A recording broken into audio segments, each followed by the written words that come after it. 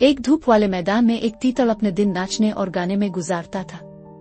करीब ही एक मेहनती चूंटी अपने घर के लिए गंदुम के दाने उठा रही थी। इतना क्यों मेहनत करता है? तीतल ने चहचहा।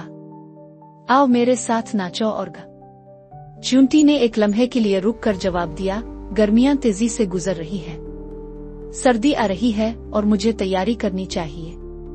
तीतल ने तंज किया, सर्दी बहुत दूर है, आओ हम मौजूदा वक्त का लुत्फ उठाएं। और इस तरह तीतल ने अपनी बेफिक्र जिंदगी जारी रखी, जबकि चूंटी ने थके बगैर खाना जमा किया। जब सर्दी आई तो मैदान बर्फ से ढक गया।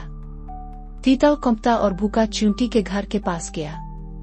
बराए मेहरबानी मेरी प्यारी चूंटी, इसने इल्तिजा की, मेरे पास कोई खाना नहीं है, क्या आप कुछ दे सकते हैं? चूंटी ने तीतल की तंजिया बातों को याद करते हुए जवाब दिया, क्या तुमने सारी गर्मा गाना और नाचना नहीं किया? अब भूख की ताल पर नाचो। नतीजा, मुस्तकबिल की तैयारी करना अक्लमंदी है, यहाँ तक कि जब अच्छे वक्त हो।